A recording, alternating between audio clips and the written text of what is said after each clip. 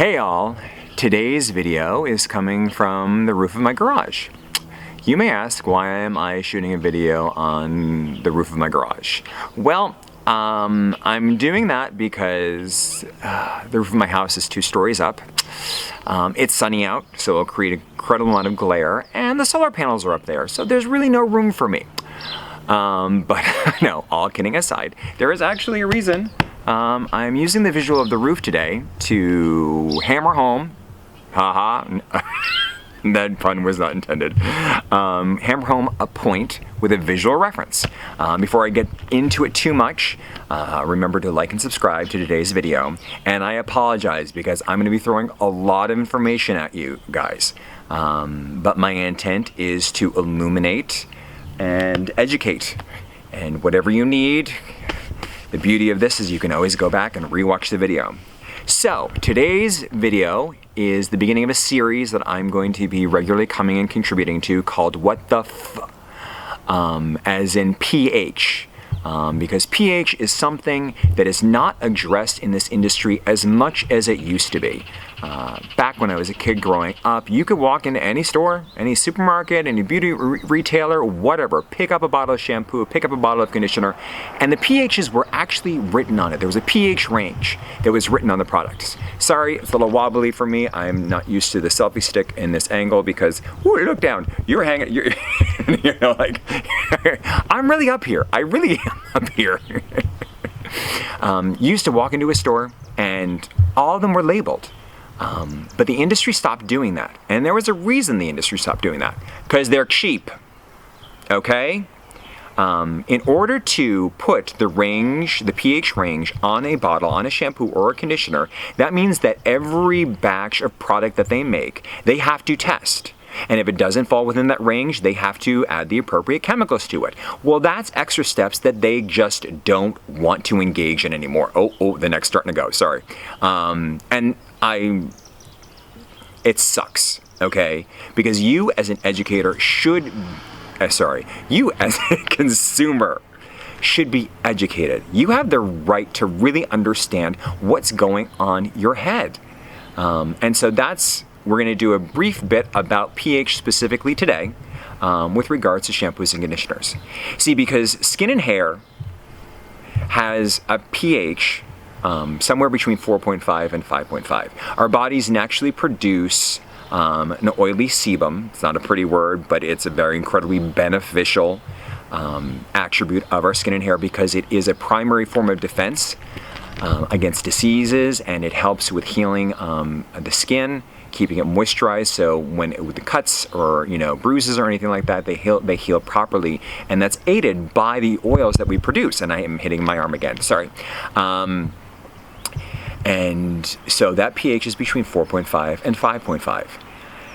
Now, the intent of a shampoo is to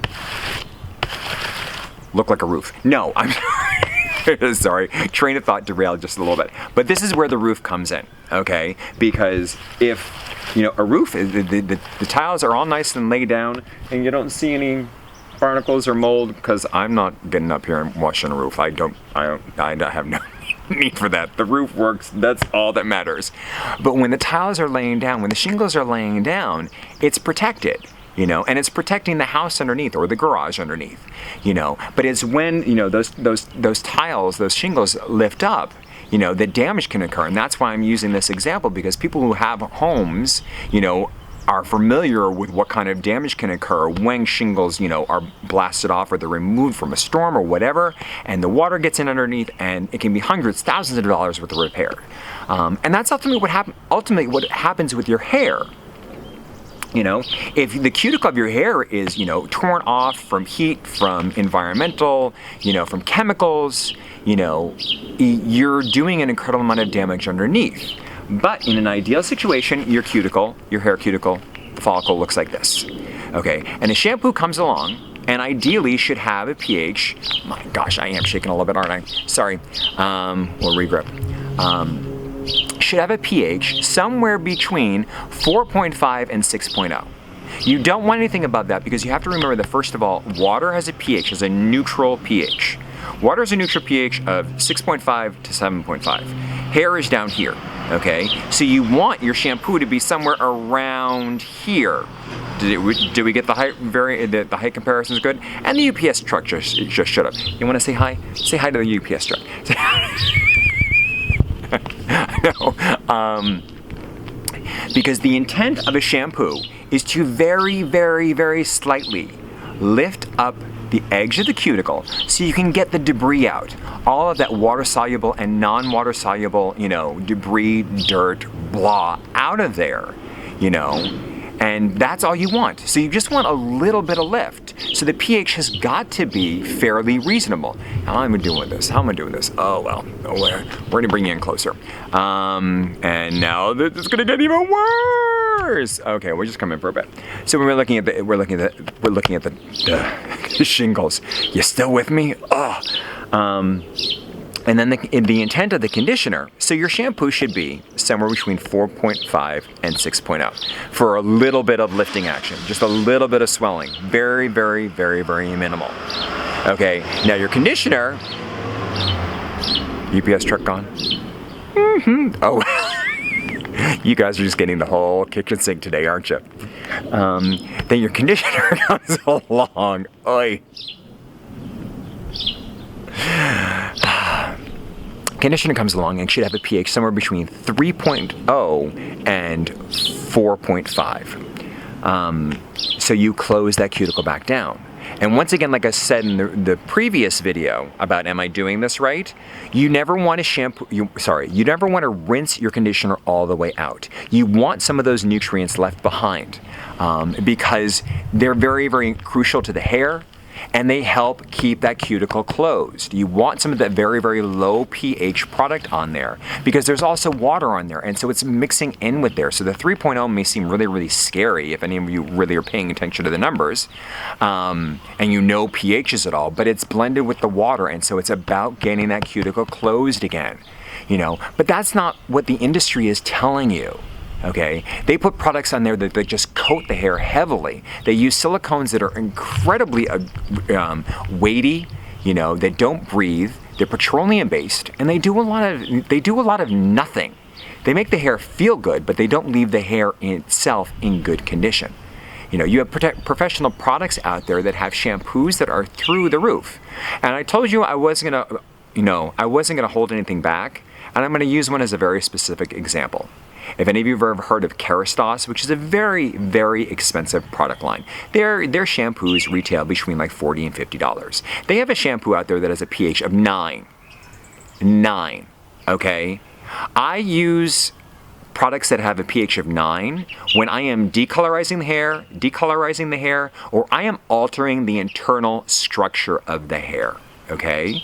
You guys can't just trust anything. You have to work with salons that know the pHs of product, that are getting the material safety data sheets, MSDS, from the companies, because those companies commit to pHs being within a certain range. Or you work with a salon that has their own pH tester. So even if we are carrying something that we don't have a material safety data sheet on, we can still test it for ourselves, and we know that we're protecting our clients because you guys deserve better. Okay, that's really what it comes down to. I'm doing these videos to get the information out so you guys know more about what's going on with your hair, so you can be that educated consumer that Sims loves. Does anyone remember that? Sims?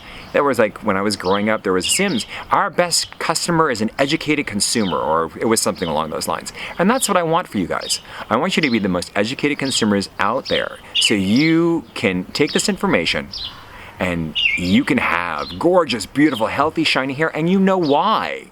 You're not just trusting the fact that a stylist has put a product in your hand and it just happens to work for you. No, you know some of the fundamentals of what you should actually be looking for. Okay?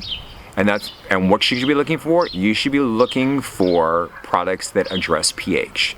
There are lots of wonderful ingredients and lots of wonderful oils, extracts that that can contribute to the health of your hair in wonderful ways. But if they're not formulated together in a way that actually protects your hair, and closes that cuticle down and cleanses you gently. There is no reason for a shampoo to have a pH of 9.0. There is no reason for a shampoo to have a pH of 7.5.